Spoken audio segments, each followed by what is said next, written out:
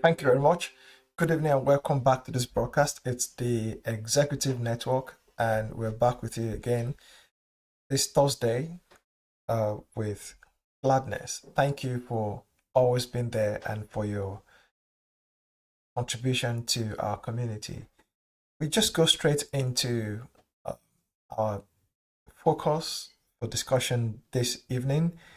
I've captioned this Christ the replacement, or you can say the great substitute. We're talking about the same thing. And it harks back to our focus last week. Last week we were saying that God's kingdom is his priority, and how that kingdom would function was something that God predetermined. Something as important as that, a project that great, wasn't going to be left to chance. If in your city or in your municipal you are building a new airport or a new major road network or a new interlinked bridge or something of that nature, you don't leave those things to chance. What you do is you prepare adequately, you hire the right team. There'll be a project manager, there'll be other people who would see to it that that project is given the best chance to be successful. Well, think about it. God, in executing his project for earth, wasn't also leaving anything to chance. It wasn't just a half-baked idea. His plan was to have the right outcomes. And so he had determined not only what the agenda would be in terms of what his kingdom on earth would look like, he also wanted the right personnel to execute his project. Okay? And I'm saying this just to show that God, most of what we do, we inherited them from God. Our ways of doing things, I'm talking about how most of our human traits derive from God, even if human beings don't tend to acknowledge God as they ought to. But nonetheless, we are his offsprings. We came out of God. A child can grow, become successful in inverted commas, and then look at his parent and say, well, you have made no contributions to my life. That doesn't mean the child is right. The child might just be an ingrate, particularly if the child had responsible parents and the child now thinks is all of that. So the fact that we don't acknowledge God does not mean that God hasn't invested in our lives, and that most of our instinct, the way we try to do things, those things have God origin. They originated from God. Okay, so I'm just drawing that similarity so that we don't think that we just evolved to be this super being that that is self-made, as people like to claim. Of course, we went on to say that God's specification for his personnel was carefully thought out, and God determined that it would be a man that had his own nature, someone whose profile compares perfectly to his, that would be his administrator or executive on the earth. And look at how the Bible describes what God did. God wasn't looking around to recruit. He didn't hire the best recruitment agency. God made the effort himself. And as we are told in scriptures, God poured himself into the human. You can say the human being grew organically from God. God poured himself into the man so that you wouldn't need to wonder where this man got his traits, his abilities, his capacity, his tendencies from. The origin was God. And of course, things went awry, and God needed to rescue the plan. He needed to rescue the mission. Someone can say, why did it take so long for God to do this remedy? And I think we hinted at this last week, that we should never lose sight of the fact that God does not live inside time. So when we have been counting years and we've gotten to 1,000 to God, that was just last night. That's just a day.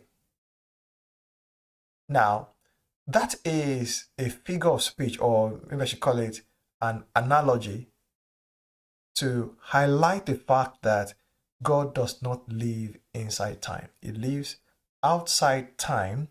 So the measure of time that human beings use on earth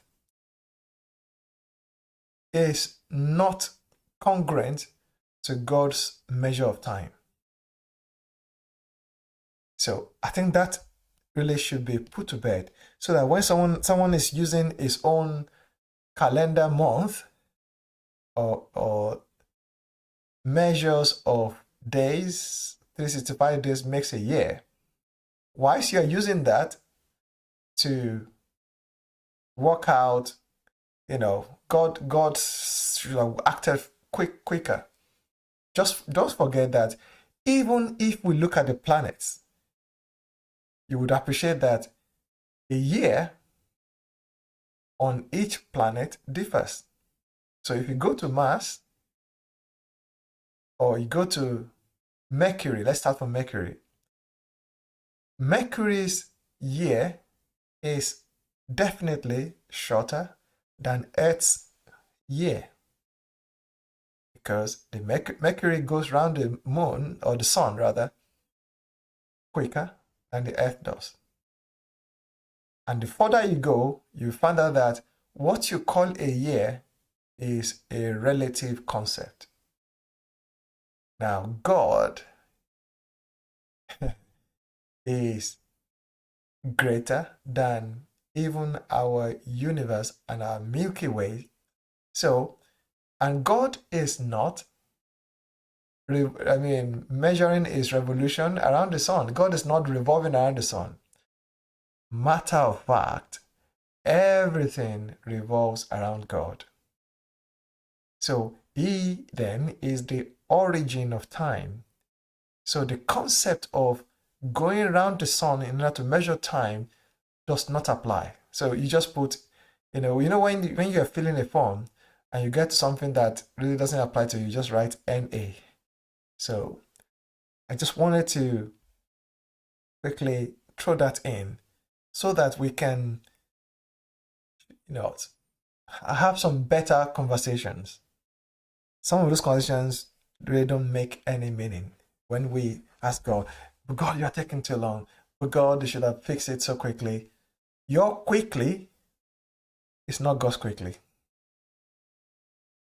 All right.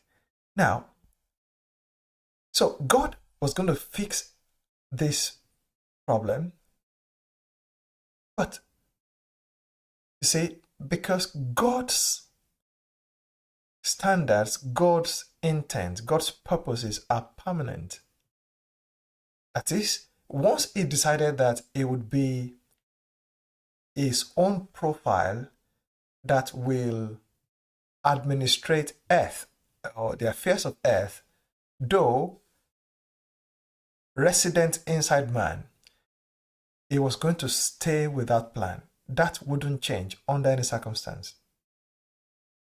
Now you ask, so what has been happening to the man that seemed to have become deviant to God's plan, had gone astray from God's plan? God does not like vacuums. So God allowed that to go on. Don't forget his own concept of time. It's different. So God has not been perturbed at all. It was just, okay, saying, I've got this to be fixed at the right time. So you occupy the space. So man had become something other than what God wanted, but God wasn't going to stop it. He allowed him to carry on. More like, you know what, fill in the gap for now. God's purpose has not changed or did not change. So God now executing this remedial program just went back to what he had always wanted to do. It will still be his exact content that he poured into man that will do the job that he wanted done. So we can now see like parallels in scriptures. Look at the first Adam, how he came. Now, when the second Adam came, second Adam is the one we call Jesus. What did he do? Just observe what happened. At the right time, he went to John, who would baptize in water, and something happened. What happened then was not down to John's knowledge, expertise. John couldn't take credit for it. God, the same way he poured himself into the first Adam, opened up the heavens, and what did he do? Poured himself into this last Adam, signifying that this is the way it would be. I'm not going to find the content from earth. The content would always come from heaven. And that content is called God's image. Call it God's content, but the scriptural term is image, the image of God. But then it would appear as if that was so special. That was only Jesus could experience that. And oh, Jesus. Rather, God intended that that would be the principle for every man. That is, any man that would execute God's agenda would have this same experience. There wasn't going to be any prejudice about it. So, if you fast forward again, on a day called the day of Pentecost, what did God do again? He opened the heavens and poured himself out again. And at this time, there were 120 people who had that same experience, just as Jesus had when he was with John the Baptizer.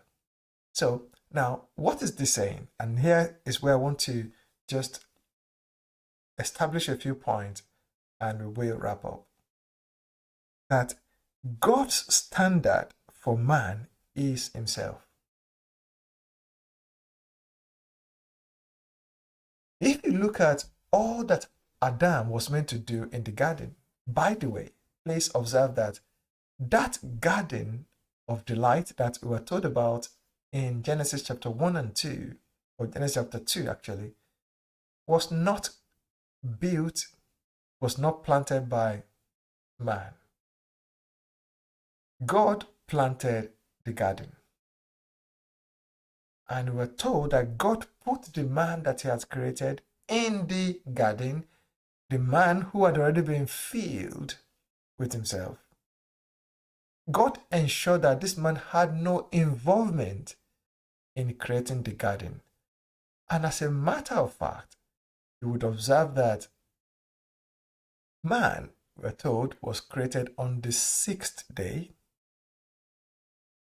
And the very first day of that man in this garden was God's seventh day. God's day of rest was this man's first day in the garden. This is very significant. It meant that this man was to start his life of work from a position of rest. The man had to operate from the rest of God or from the Shabbat of God. He had to repose in God. Now, the statement Jesus made about Sabbath will then be meaningful. The people of the time were so particular about the observance of Sabbath, so much so that they were now looking at the Sabbath as an end in itself. So Jesus told them, said, listen, the Sabbath was made for man and not man for the Sabbath. God ensured that the Sabbath was in place as a day of rest, a day from whence the man will actually start his life and his work in God's garden. This in God's agenda, man is to start from a position of rest. What does position of rest mean? It means that the garden is already planted. It meant that the waters, the rivers were already flowing. The trees are already planted. The job of the man was to live inside God's work. The job of the man was to be, let me use this word, a steward of God's accomplished work. It means that if you begin to look at this and draw inference, it means one of the most important factors for the man is knowledge of God, God's mind, and his work. Because how can you be a steward of someone else's work that you did not work, except you understand where the man is coming from? That is why the scripture will say that the just will live by what? Faith. But you know how faith comes? It comes by knowledge of God.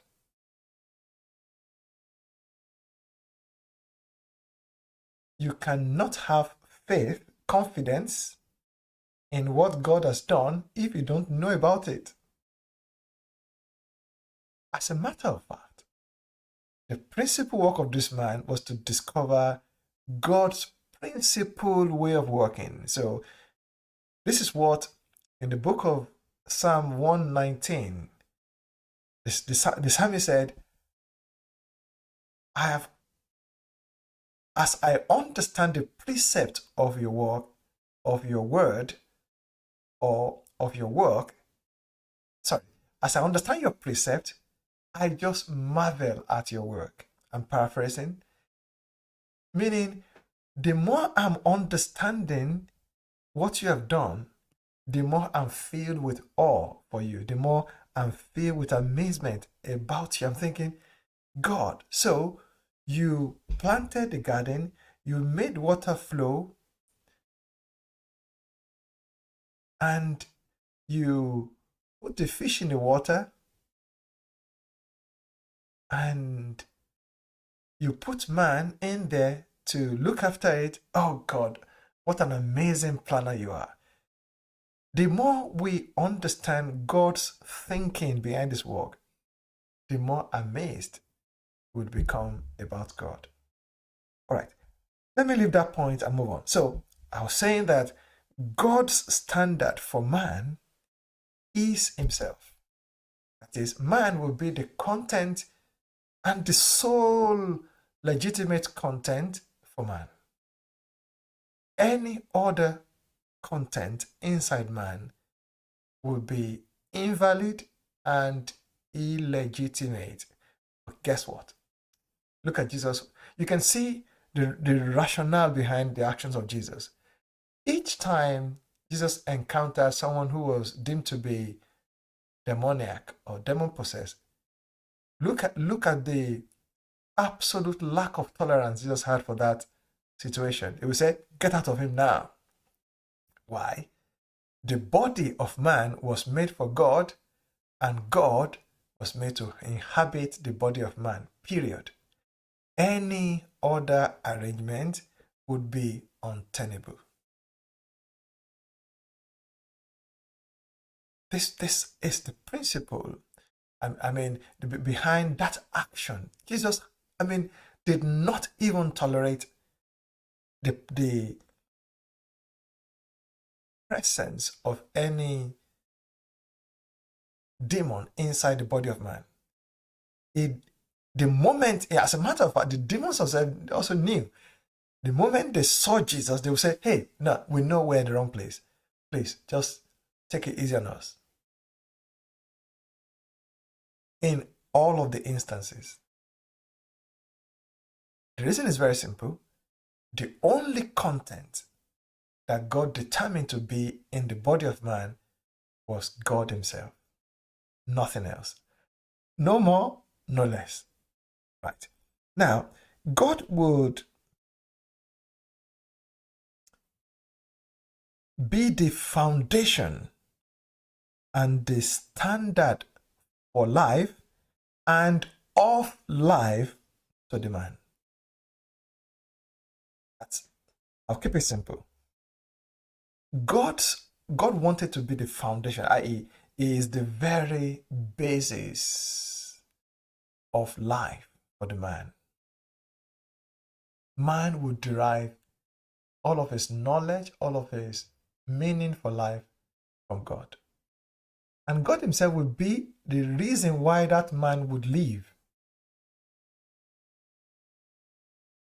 The man was created to live for God, period. I don't mean the man was created to do some activities for God. No. The entire life of the man was for God. So if the man was sleeping, it was for God. If the man was talking, it was for God. If the man was taking his bath or a bath, it was for God. Everything. If he was eating, whatever it is, even breathing, seeing, for God. This is the principle of man. All right. Now, it follows that the knowledge of God, the wisdom of God, the character of God, the nature of God, all of this will be the foundation of life for the man. That is, all of those will be the operating system. You know, most of us, I think all of us actually have phones, and there are different operating systems on our phones. Android, iOS, Windows, something else. But this thing is for sure that your phone would only allow compatible applications to run on it based on the operating systems that run on that phone. So if you have an Android phone, only Android applications will run on your phone, period. The same thing. God being the operating system of man, so only God kind of app would run legitimately in the software, the life of man. Anything else would be an unrecognized, maybe even a virus running in him. Okay. I will let you ponder and extend that thought. Just when you're in the bathroom, or when you're in the kitchen, or you're in the restroom, just think about it again. I bet you will smile because some thoughts are going to come to mind. All right. Now, it pleased God, and this is another principle to share. It pleased God for all of his fullness to be in Christ. That is, God was saying, everything I am will be expressed by Christ Jesus. So you can say that Christ is God's expression. One time, the students of Jesus were saying, Master, please show us the Father, and that'll be enough. And Jesus was saying, your question or your request does not make sense to me. Do you not understand that since I am carrying his content, when you've seen me, you've seen him. I am his bearer. I am the bearer, the carrier, the holder of his content. Maybe I should use a simple analogy. If I put some water inside a cup and I put the cup on the table, and if you ask me, show us the water, I'll be fine. And the cup will say, well, I'm holding water. The water is there, is right there. Now, that is even a remote explanation, analogy compared to what we're talking about. Jesus Christ is the expression of God. That is the meaning of his only begotten Son. Okay, I don't want to digress too much on that one. I'll leave it right there. We'll move on.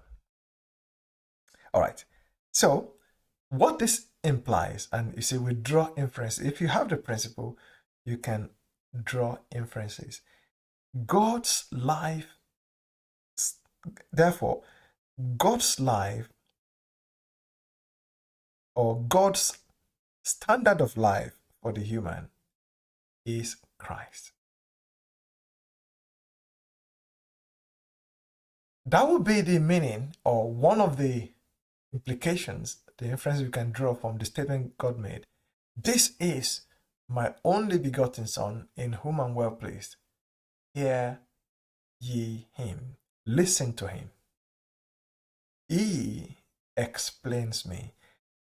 Again, you see in John, it says, that was the true light that gives light to every man that comes into the world. It said, no one has seen God at any time, said, but the Son that came out from heaven, he has revealed him, he has expressed him, he explains him, he manifests him. As it is, though, with Jesus, so it ought to be with everyone that has taken on the life of Christ. Matter of fact, God's intent is that we explain God, or we explain Christ. Meaning, you say, God, you're too vast, I can't understand you. But you look at Jesus and you start to see God and say, oh, right, now I get it. In the same way, you can say, I've never met Christ before. But then you see the believer. You say, now I get it. Christ is walking with us again. That's the standard. And that's why we call this the great substitute.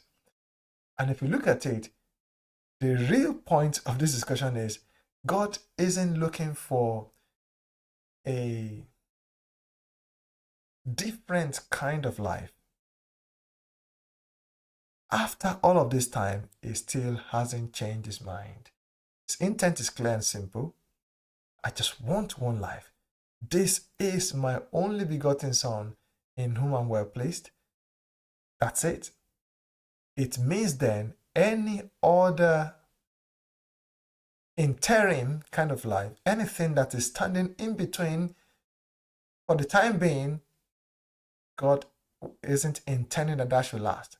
He wants that gotten rid of, evacuated, removed, replaced, substituted, and have just one kind of life. That's Christ. This was when Paul started to understand this, he said, oh, now this great mystery has been revealed to me, and this is what my life is about, to show to the Gentiles and to anyone else that cares to listen the mystery of Christ. This mystery of God that he has hidden from the foundation of the world, that is, from the foundation of the world, this has always been what God wanted to do, and he is not changing. So, he said the mystery is this: Christ in you is the hope of glory. This is our promise that we will see the exact same life that God always intended. And that Paul was so excited. He said, I declare this everywhere with the power that is working in me so mightily. Right. In sum, we can say that was the true light that gives light to every man that comes into the world. That is, when we see Christ, we see the life that has become the substitute for the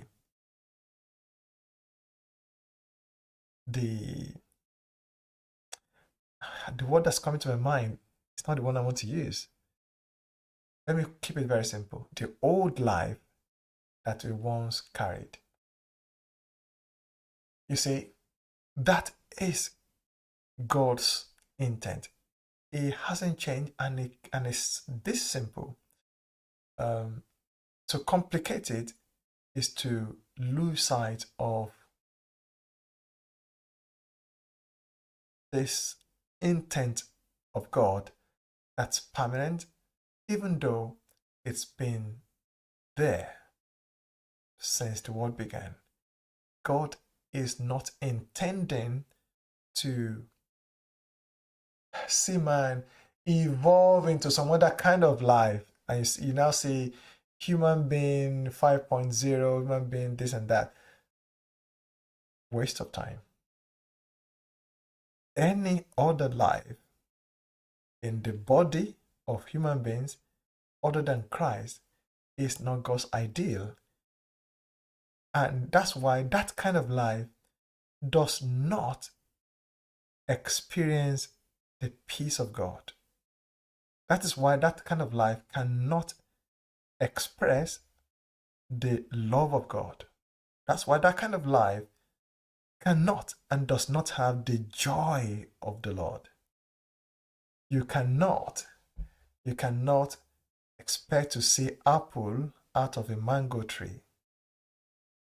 A tree is known by its own fruit. That life is not an exertion, something you are trying to do. No, that life starts right out of rest. Because as I said, man's first day and his life from the day he was put into the garden began from the Shabbat, from rest. So man is designed to live out of the rest of God. You see, this Bible says that whoever has believed has entered into his own rest. Because this life is to be lived based on the understanding of what God has done. Now, if I get that becomes the basis for everything else I do. I am doing it because God has done it. No, that hasn't come out right. I'm living in it because God has done it.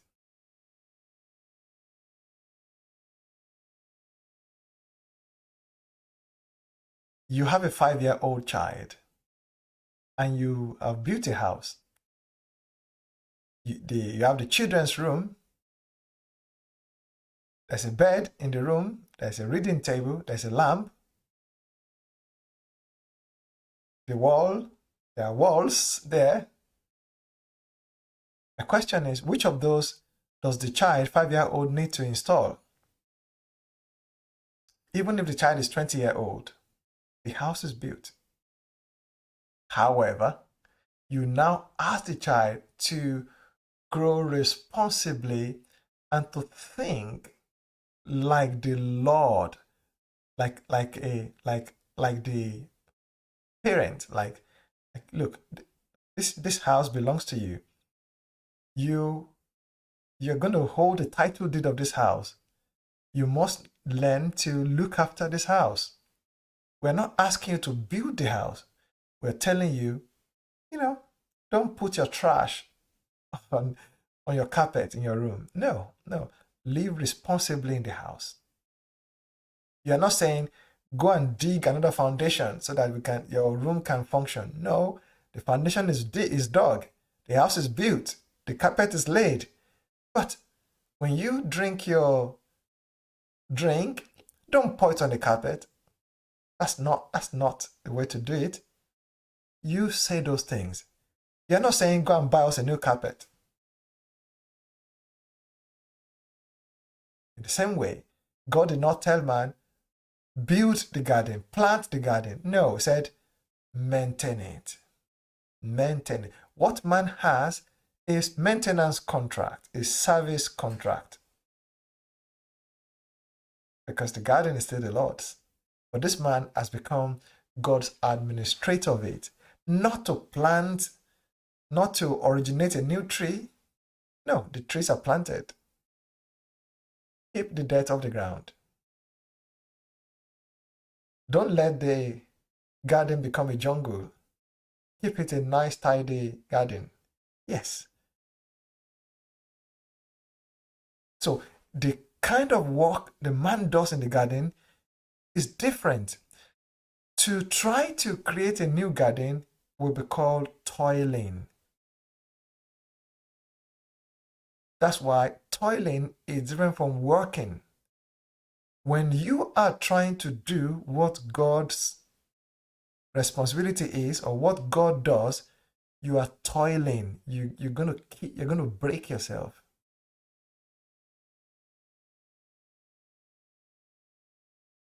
That's called toiling.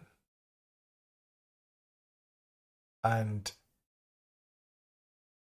such labor, they are labors that end in vanity. They become vanity projects. However, don't forget, God's child is an heir of God. You know that word here is a beautiful word. It means a partaker of the inheritance. The attitude is different. You're saying, this is our property. My father owns this, and I'm his child. The attitude is different. You're not trying to plant a new garden like someone who is operating from scarcity. No, you're saying, my father, we're good. That really is the disposition.